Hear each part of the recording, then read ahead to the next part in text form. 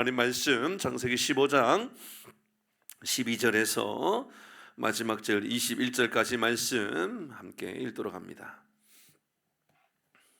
창세기 15장 12절에서 21절까지 말씀을 함께 교독해서 읽겠습니다. 제가 먼저 읽습니다. 혹시 안에 덥나요? 조금 덥죠, 그죠? 열심히 기도한 분들은 좀 더울 것 같고, 문을 잠시 좀 문을 열어놓으시고 설교 끝나고 기도할 때 문을 닫아주시면 될 것 같습니다.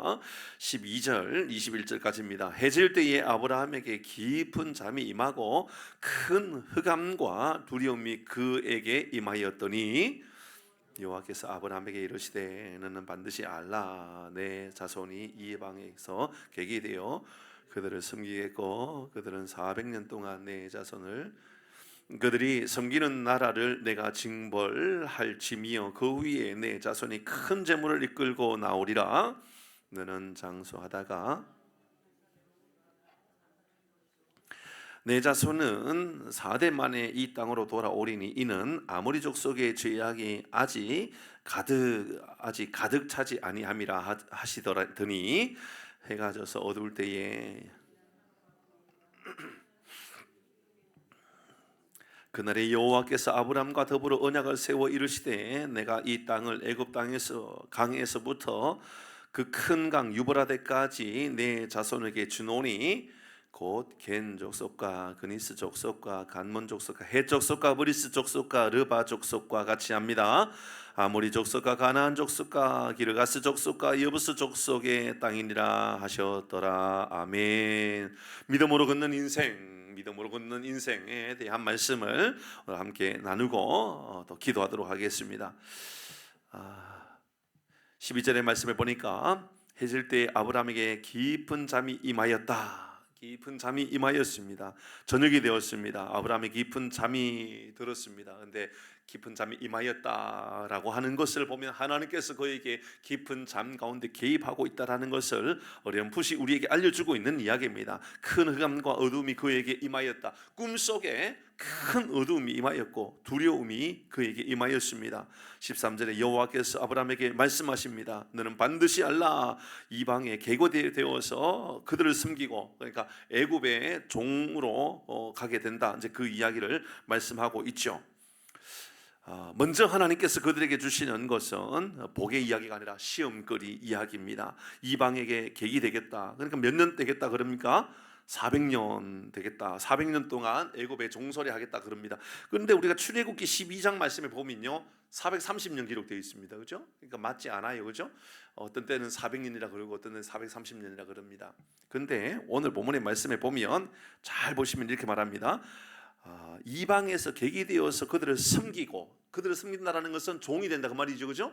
종으로 그들을 400년 동안 섬기겠다라고 하는 이야기죠. 그래서 430년 동안 종이라는 이야기가 아니고요 400년 동안 종이고, 그럼 30년은 뭘까요? 요셉이 애굽을 통치하는 시간. 그러니까는 애굽에 거하고 있는 시간은 430년인데 요셉이 왕으로 있으므로 이 총리로 있으므로 그 애굽에서 거의 주인 행세하여 보냈던 시간들이 30년의 시간이 있었던 겁니다.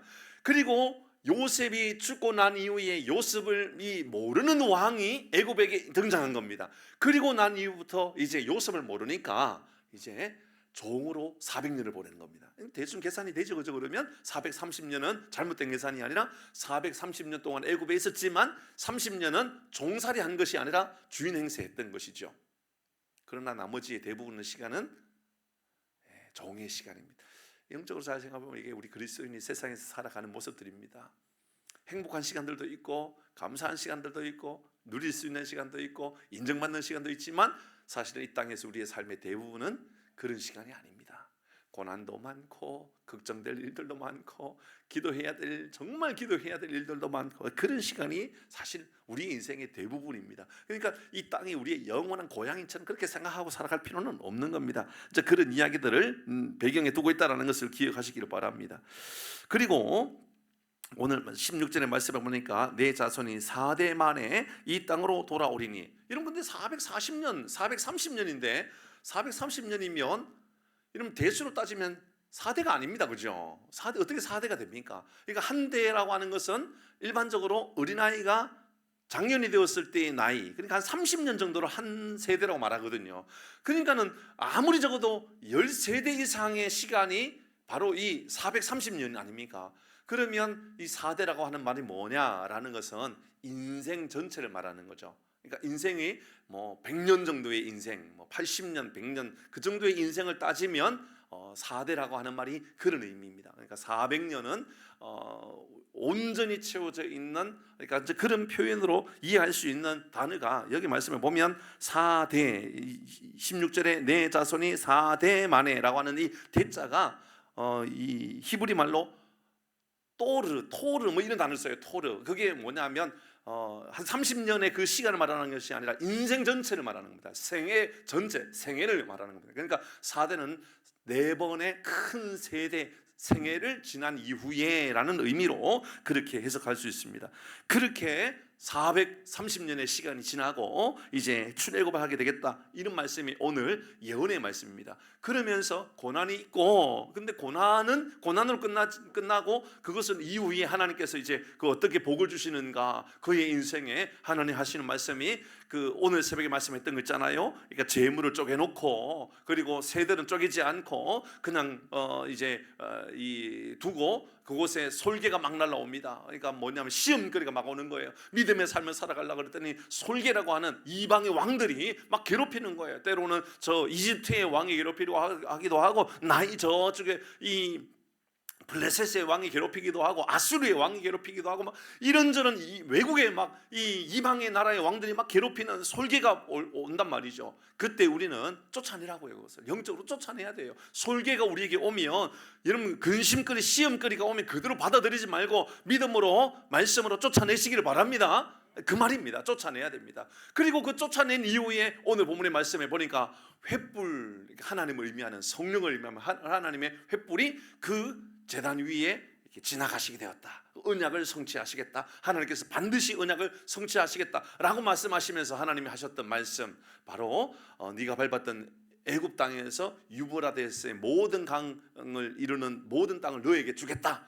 약속을 너에게 성취시켜 주겠다. 이제 그렇게 말씀합니다. 오늘 본문의 내용의 전반적인 내용입니다. 몇 가지 말씀을 통해서 오늘도 우리가 교훈을 얻고 또 기도의 제목을 삼아 보도록 하십시다. 첫 번째는 믿음의 사람들에게 반드시 통과해야 할 광야의 시험이 있다는 것을 부인하면 안 됩니다.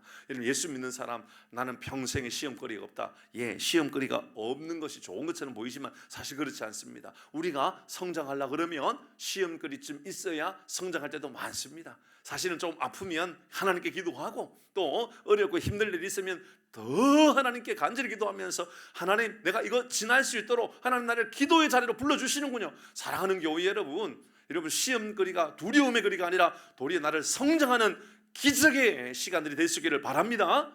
아멘. 우리 그런 믿음의 고백을 가져야 돼요. 13절 말씀 같이 읽겠습니다. 13절입니다. 시작. 여호와께서 아브라함에게 이르시되 너는 반드시 할라. 내 자손이 이방에서 객이 되어 그들을 섬기겠고 그들은 400년 동안 내 자손을 괴롭히겠다. 예, 430년이든 400년이든 그들이 괴롭히겠다, 그렇게 말합니다. 그리고 그 기간이 끝나면 큰 재물을 가지고 나오게 될 것이다. 애굽에서 종의 시간을 보낸 이후에 그들이 가나안을 향하여서 나가게 될 것이다. 처음부터 애굽의 종이 되었던 것은 아닙니다.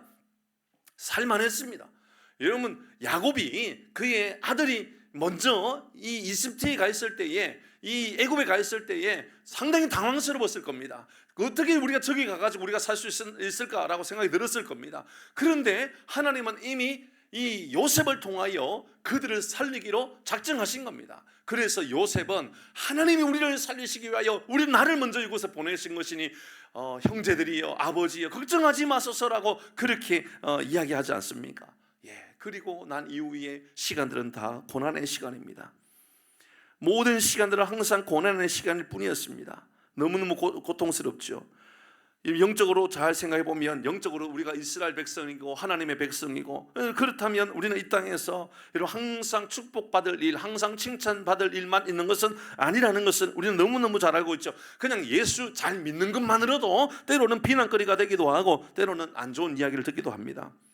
이 세상의 임금은요 절대로 하나님 편에 서 있는 사람들이 아닙니다. 여러분, 이 세상의 임금들은요, 특별히 정치 지도자들을 보십시오.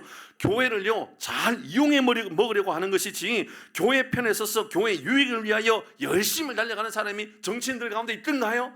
여러분, 흔하지 않을 겁니다. 거의 보기 어려울 겁니다.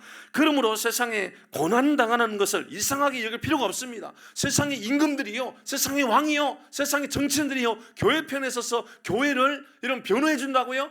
그럴 일이 없습니다. 거의 대부분은 그들은 교회를 통하여 자기의 정권, 자기의 권리를, 이 권력을 유지하고 싶은 것이 훨씬 더 크다, 그 말입니다. 요한 1서 3장 말씀 읽어볼까요? 13절 14절입니다. 같이 읽습니다. 세상의 임금, 세상의 왕들은요 이렇습니다. 같이 합니다. 시작. 형제들아, 세상이 너희를 미워하여도 이상히 여기지 말라. 14절입니다.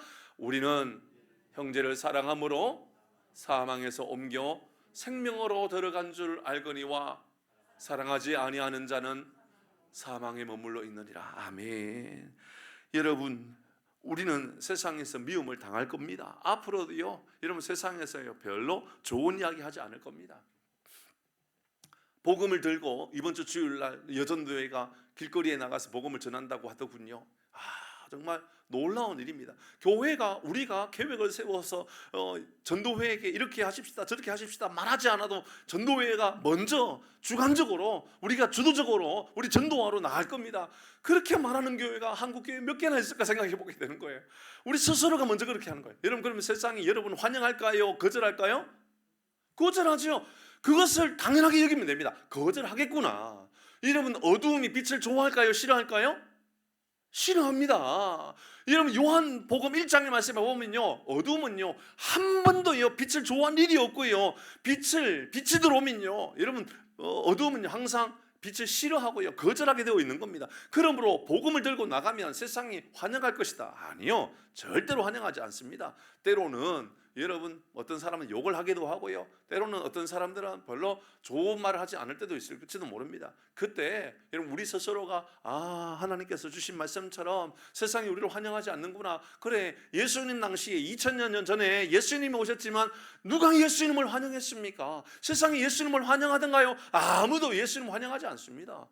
그러나 빛을 비치는 세상에 빛으로 말미암아 어둠이 물러가게 된다는 것을 우리가 기억한다 그러면, 여러분, 고난이 우리에게 임하게 된다라고 하는 것은 내가 예수 잘 믿으려고 애를 쓰고 있구나, 이렇게 믿음의 고백이 있기를 바랍니다. 근데 이것을요 오해해가지고, 오역해가지고, 내가 잘못해가지고 내가 요거도 얻어먹고 있으면서 내가 예수로 말미암아 고난을 받고 있다, 그렇게 말하면 안 됩니다. 그것은 잘못된 생각이시오. 내가 잘못했기 때문에 내 실수로 말미암아 고난받는 것을 말하는 것이 아니라 예수 잘 믿는 것으로 말미암아 고난받는 것, 이것이 도리어 우리에게 큰 유익이 되고 이것이 우리에게 생명의 면류관이 되는 줄 믿으시기를 바랍니다. 야고보서 1장입니다 12절 말씀 같이 읽습니다. 시작. 시험을 참는 자는 복이 있나니 이는 시련을 견디어 낸 자가 주께서 자기를 사랑하는 자들에게 약속하신 생명의 면류관을 얻을 것이기 때문이라. 아멘. 생명의 면류관은 우리에게 예비되어 있는 줄 믿으시기를 바랍니다.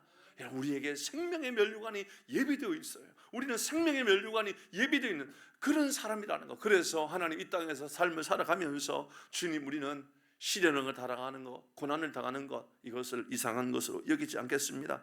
여러분, 그렇습니다. 첫 번째 우리가 묵상할 것, 이 창세기 15장의 말씀을 통하여 그들이 400년 동안 애굽에서 고난을 당하는 것은 영적으로 우리도 이 땅에서 삶을 살아갈 때에 상당히 많은 부분은 믿음으로 살아가다 보면 고난을 당하고, 믿음으로 살아가다 보면 어려움을 당하는 것 당연하구나, 이런 그런 게 세상인 거예요.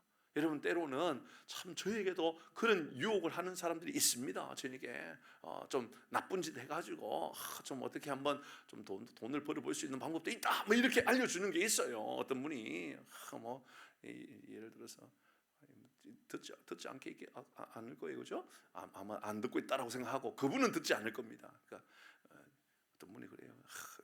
자전거 지금 어떤 부분에 리콜 되는 부분이 있어요. 자전거에 리콜도 있어요. 자전거도 리콜이 있습니다. 차만 있는 게 아니고요. 거기에 어느 부속이 멀쩡한데 부셔라는 거예요. 부시면 다 공짜로 다 새 걸로 바꿔준다는 거예요. 그럴 필요는 없거든요. 없어요. 그러나 그런 방법들도요 세상에 다 가르쳐줘요. 제가 이야기했어요. 아니 내가 어떻게 그거 하냐고. 난 그렇게 할 수 없다고. 난 그렇게 할 마음이 내게 없다고. 사랑하는 교회 여러분, 믿음으로 고난을 당하는 것을 이상하게 여기지 마시고 믿음으로 이 땅에서 삶을 살아가는 것은 당연히 이 고난이 있겠구나 이렇게 생각하고 살아가는 것, 이것이 우리 믿음의 삶을 살아가는 우리에게 주어져 있는 축복으로 받아들일 수 있기를 바랍니다. 두 번째 생각할 것은요, 구원의 역사는 오직 전적인 하나님의 은혜라고 하는 것을 오늘 본문의 말씀을 통하여 우리에게 알려줍니다. 전적인 하나님의 은혜요. 전적인. 성도가 가난해야 됩니까? 오늘 본문의 말씀을 이해하면서 참 놀랍다 그런 생각이 들었습니다. 여러분 누가복음 6장 20절의 말씀을 보면 띄워보시면요, 예수님께서 눈을 들어 제자들에게 말씀하십니다. 가난한 자는 복이 있나니 하나님의 나라가 너희 것입니다. 누가 복이 있다고요?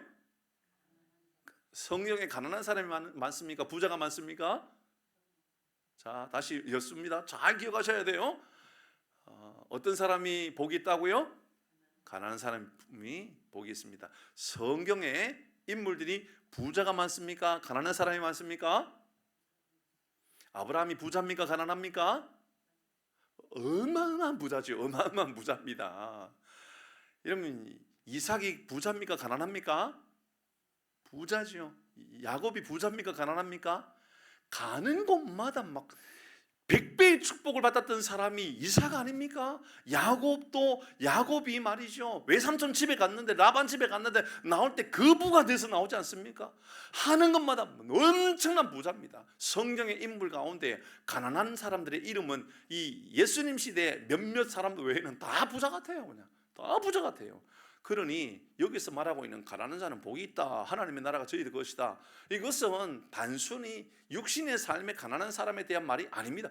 그래서요, 간혹 보면 이런 말씀을 가지고 이 정치인, 복지가들, 특별히 또 이 사회 운동하는 목사님들이 이 말씀을 그렇게 이용을 하는 거예요. 가난한 자는 복이 있다. 그러니까 여러분 부자 되려고 하지 말고 있는 거 다 팔아서 드리고 사회 나누고 환원하면서 같이 즐거운 삶을 살아가면 된다. 가난하게 살자. 그 말입니까? 이 말이? 이 말하고 똑같은 평행 구조에 있는 산상수훈 마태복음 5장, 그도 이렇게 말합니까? 같이 읽어봅니다. 3절 시작. 그 가난함의 핵심은 심령이 가난한 겁니다. 그러니까 부자냐 아니냐의 이야기가 아니라 마음이 가난한 사람이라는 것. 그러니까는 나는 부족한 사람이라는 것을 인정하고 살아갈 줄 아는 사람입니다. 아무리 많이 가져도 내 마음 안에 이것이 내 노력과 내 수고로 말미암아 이만큼 대단한 부자가 되어서 나는 이만한 능력이 있는 사람이야, 그렇게 말하지 말고요, 이 모든 것 주신 이도 하나님이고 하나님께서 채워주시는 거라고 믿음으로 고백하는 거예요. 이 심령이 가난하다라고 하는 것은 하나님 앞에 겸손할 줄 아는 삶을 살아가라, 그 말 아닙니까? 겸손하기를 바랍니다. 그럼 천국이 그의 것이 되는 겁니다. 그러니까 성경은 우리에게 가난한 사람이 되라고 말하고 있는 게 아니에요. 오늘 본문의 말씀을 생각해 보십시다. 자, 애굽에서 종살이합니다. 400년 동안 종살이합니다. 430년 동안. 여러분 30년 동안이 먼저였습니다. 그죠? 30년 동안 잘 살았던, 배불리 먹고 살고 풍족하게 먹고 살아갔던 것은 30년입니다. 그죠? 30년을 지납니다. 400년 동안의 삶은 가난할까요? 부자일까요? 가난하겠죠. 그죠? 아니 종으로 살아갔는데, 노예로 살아가는데 부자에 될 일이 거의 없지 않습니까? 근데 오늘 14절의 말씀을 보도록 하십시다. 14절. 그들은 이상합니다. 시작. 그들이 섬기는 나라를 내가 증발할지며 그 위에 내 자손이 큰 재물을 이끌고 나오리라. 종으로 400년 살았는데 나올 때 가난하게 나오고 있어요? 부자로 나오고 있어요? 부자로 나오고 있어요. 여러분 이게 이해가 됩니까? 정말 아무리 생각해봐도요, 이거 합리적인 사고로 답을 찾을 수가 없어요. 종으로 살았는데도 부자요. 저는 여러분 지하의 단칸방에 월세로 살아도 하나님의 부유하심 여러분의 삶에 임하기를 바랍니다. 그런 마음을 좀 가지십시다. 우리 그런 마음. 여러분 400년 동안 노예로 살았는데 나올 때 큰 재물을 이끌고 나오리라. 하나님의 은혜 아니고서 어떻게 이것을 답을 찾을 수가 있습니까? 얼마나 위대한 일입니까? 이렇게 노예 신분임에도 불구하고 애굽의 미움을 받고 애굽의 종이었고, 하지만 그들이 나올 땐 큰 재물이 들고 나왔다는 것은 전적인 하나님의 은혜라 믿음의 고백이 있기를 바랍니다. 은혜의 약속도 오직 하나님의 은혜입니다. 17절의 말씀을 보십시다. 17절, 오늘 본문 17절입니다.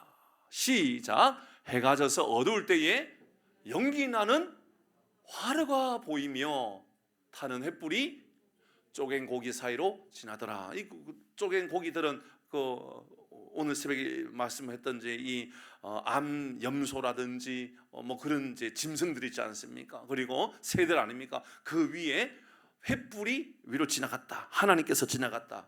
여러분, 사람이 지나가고 있습니까? 하나님이 지나가고 있습니까? 자, 한번 생각해 보십시다. 저하고 장로님하고 약속을 맺는 거예요. 저하고 장로님하고 약속을 맺는데 제가 약자인 거예요. 제가 너무너무 부족하고 온 게 많고 제가 장로님한테 갚아야 될 게 너무 많은 거예요. 그러면 제가 낮아져야 됩니까? 장로님이 낮아져야 됩니까? 제가 낮아져야 되죠, 그죠? 그래서 장로님한테, 장로님, 제가 장로님한테 약속을 할 테니까 장로님 이것 좀 들어주세요. 제가 약하면 그렇잖아요, 그죠? 약한 사람의 고개를 숙이잖아요. 지금 오늘 이 약속을 하는 분이 누굽니까? 하나님입니다. 하나님이 약합니까?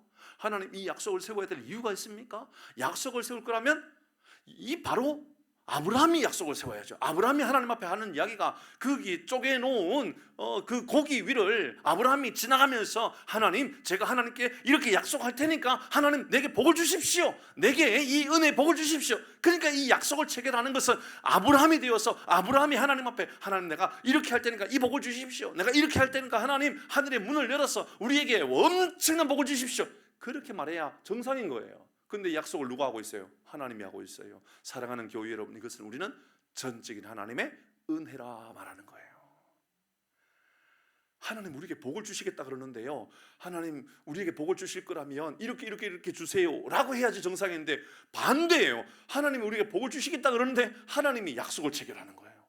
내가 반드시 너에게 복을 주겠다고, 어떤 일이 있어도 복을 주겠다고 그렇게 말씀하고 있는 거죠. 사랑하는 성도 여러분, 이것은 전적인 하나님의 은혜라 그러면 우리에게 복을 주시는 것도, 하나님께서 우리를 지키시는 것도, 하나님 우리에게 능력을 주시는 것도 하나님의 주도권 안에, 하나님의 능력 안에 있는 줄 믿으시길 바랍니다. 그것이 믿음 아닙니까? 믿음.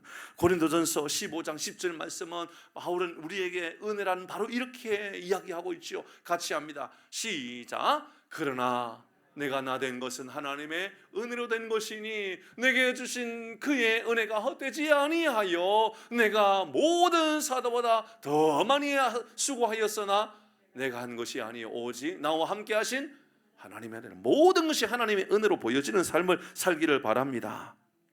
하나님이 무엇이 아쉽다고, 하나님이 뭐가 부족하다고 아브라함에게 이렇게 약속을 체결하려고 합니까? 뭐 때문에 하나님께서 이렇게 아브라함에게 복을 주겠다라고 계속해서 반복하고 이 언약의 체결을 이루어가고 있습니까? 은혜입니다. 은혜를 알고 은혜를 경험하는 사람의 특징이 있지요. 감사가 풍성합니다. 은혜를 아는 사람은요, 기도합니다. 은혜를 아는 사람은요, 하나님의 능력에 대한 소중함을 늘 마음에 새기고 살아가는 거죠. 그러므로 우리 교회가 은혜가 많은 교회, 하나님께 기도하는 교회, 하나님께 감사할 줄 아는 교회, 그 교회가 우리 풍산교회가 되기를 바랍니다. 앞으로도 우리 교회는 더 좋은 교회가 될 겁니다. 더 은혜로운 교회가 될 겁니다. 그럼 우리는 상상할 수 없을 만큼 더 좋은 교회. 예전에 어느 목사님이 썼는 이 땅에 없는 것, 그런 책 제목이 있는데요, 제가 자꾸 마음에 자꾸 그런 마음이 들어요. 하나님 우리 교회가 앞으로도 이 땅에 없는 것 같은 교회가 되게 해주십시오. 이 땅에서 도저히 찾을 수 없을 만큼 좋은 교회. 사랑하는 교우 여러분, 우리 교회 생각만 해도 눈물 날 만큼 감동스러운 교회로 더욱 성장해 가기를 주의 이름으로 축복합니다. 그것은 이 껍데기를 말하는 게 아니에요. 여러분, 우리 교회라고 하는 교회 건물이나 조직을 말하는 게 아니라 여러분의 삶을 말하는 거예요. 쓰고 나누고 베풀고 막 나누고 섬기고, 우리 교회도 그렇고 여러분도 그렇고. 그런데 나눌 것이 더 아직도 남아있는, 다 나누고 베풀었는데도 아직까지 나눌 것이 있는 그런 교회, 풍산교회가 되기를 바랍니다. 그런 성도 여러분이 되십시오. 하나님께서 우리에게 말씀합니다. 이 모든 은혜는 하나님으로부터 임하는 것이다. 우리의 수고가 아니라 오늘 이 밤에 기도하러 나온 것도 오직 하나님의 은혜로 기도의 자리로 나오게 된 줄 믿으시길 바랍니다. 앞으로 우리 더 기도하는 교회 만들어 가십시다. 세 번째입니다. 세 번째, 우리에게 세 번째, 오늘 이 믿음의 길을 걸어가는 사람에게 주시는 약속의 말씀, 세 번째 18절입니다. 시작. 그날에 여호와께서 아브라함과 더불어 언약을 세워 이르시되 내가 이 땅을 애굽 강에서부터 그 큰 강 유브라데까지 내 자손에게 주노니. 자, 잘 보십시다. 그날에 언제입니까? 나갈 때에, 가나안 땅을 향하여 나갈 때, 애굽 땅에서 나가게 되면 아브라함과 더불어 언약을 세워서 하시는 하나님 말씀입니다. 내가 이 땅을 애굽 땅에서부터, 애굽 땅 어디 있어요? 애굽 땅이 어디예요? 나일강, 이집트에 있는 나일강, 그 큰 강 유브라데 강. 유브라데는 어디죠? 메소포타미아에 흐르는 강. 그러니까는 이 인류의 역사에 가장 큰 문명이 만들어졌던 이 유브라데스 강과 메소포타미아, 이라크가 있는 그 지역 말입니다. 거기에 있는 강과 그리고 나일강, 그러니까 아시아와 유럽을 이어주는 그 큰 강과 아프리카에 있는 모든 강을 말하는 겁니다. 그 강을 다 내 자손에게 주겠다 하나님 약속합니다. 자, 근데 이 믿음의 약속을 붙잡고 믿음의 삶을 살아가는 사람에게 주시는 하나님의 약속이라 그러는데 좀 이해가 안 되는 부분이 나와요. 여기에 그냥 보면 그렇구나 할 수 있지만 사실은 좀 이해가 안 됩니다. 이 땅은 애굽 땅에서부터 그 큰 강 유브라데는 쉽게 말하면 아브라함이 밟았던 땅 아닙니까? 그렇죠? 유브라데는 아브라함이 처음에 갈대아우를 통하여서, 갈대아우를 떠나서 하란을 향하여 걸어갔던 그 길이 바로 유브라데 강이거든요. 유브라데의 모든 강, 그 강은 바로 처음 시작했던 그 강입니다. 애굽 강은 어디입니까?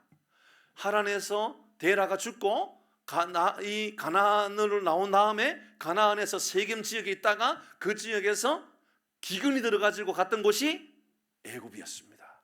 자, 애굽 땅은 잘 들어보십시다.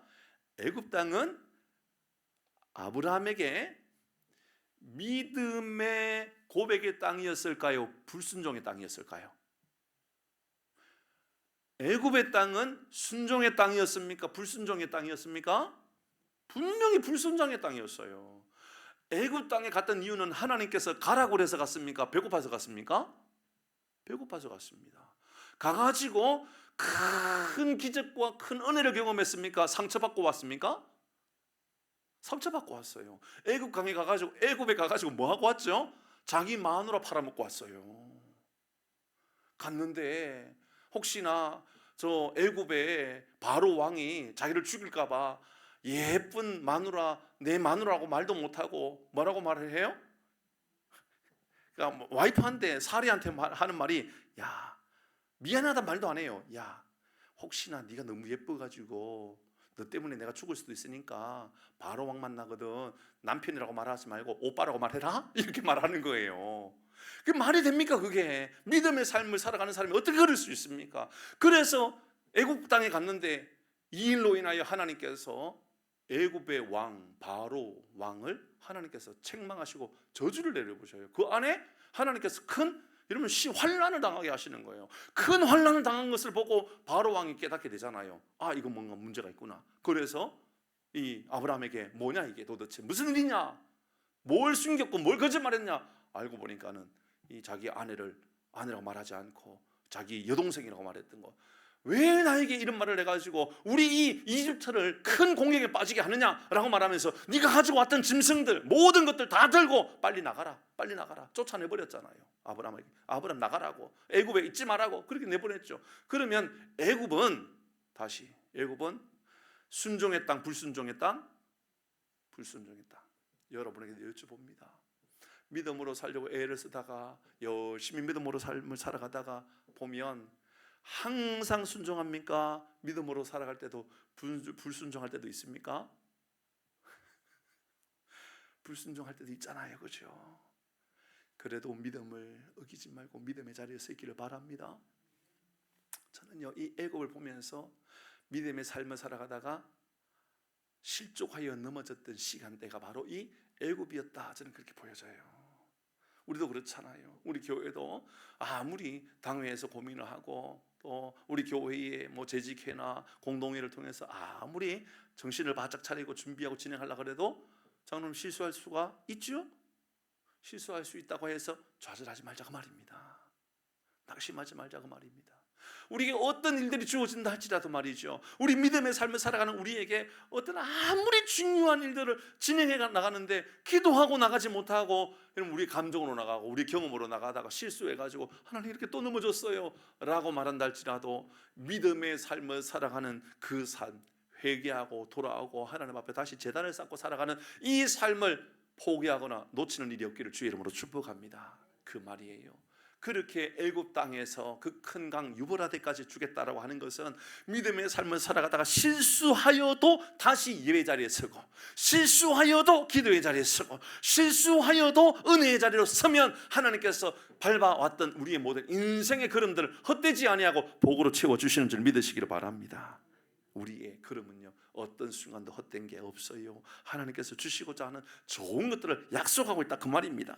사도행전 20장 24절 말씀 우리에게 이렇게 말씀하죠. 같이 합니다. 시작. 내가 달려갈 길과 주 예수께 받은 사명 곧 하나님의 은혜의 복음을 증언하는 일에 마치려 하면은 나의 생명조차 조금도 귀한 것으로 여기지 아니하노라. 아멘. 나의 달려갈 길과 주 예수께 받은 사명 곧 하나님의 은혜의 복음을 증언하는 일, 내가 믿음으로 살아가고 복음으로 말미암아 살아가는 이 일, 내가 모든 그렇게 삶을 살아가는 것, 마지막 마치는 그 순간까지 내가 포기하지 않겠습니다. 사랑하는 교회 여러분, 우리의 믿음의 고백 평생 저버리지 아니하고 하나님과 동행하고 살아가는 복이 우리 가운데 있기를 주의 이름으로 축복합니다. 오늘 말씀을 통하여 믿음의 길을 걸어가는 인생에 대한 세 가지 교훈의 말씀을 우리가 마음에 새겨보았습니다. 첫 번째는 우리 인생 광야와 같은 시험거리가 언제나 우리에게 있다라는 것을 기억해야 돼요. 믿음의 삶을 살아가도 시험거리 있구나. 아니 어쩌면 시험거리가 훨씬 더 많겠구나. 왜냐하면 이 땅은 우리의 영원한 본향이 아니기 때문에 천국 가기 이전까지는 여전히 우리의 삶에는 시험거리가 있다. 두 번째는 그때 우리는 하나님의 은혜를 기억하면 됩니다. 하나님 우리에게 베풀어 주시는 은혜가 많고 하나님께서 우리에게 베풀어 주시는 은혜가 앞으로도 여전히 임한다라고 하는 이 믿음의 고백을 가지면 된다 그 말입니다. 그때 우리는 세 번째, 믿음의 길을 걸어온 우리의 인생 어떤 순간순간도 헛되지 않는 거구나. 네가 밟았던 모든 땅, 믿음의 역사를 만들어갔던 땅, 걸음걸음마다 우리 하나님 복되게 해주시어서 그곳 가운데 하나님의 영광이 나타나는 줄 믿으시기를 주의 이름으로 축복합니다. 아멘. 우리 같이 찬양하도록 하죠. 우리 문을 좀 닫아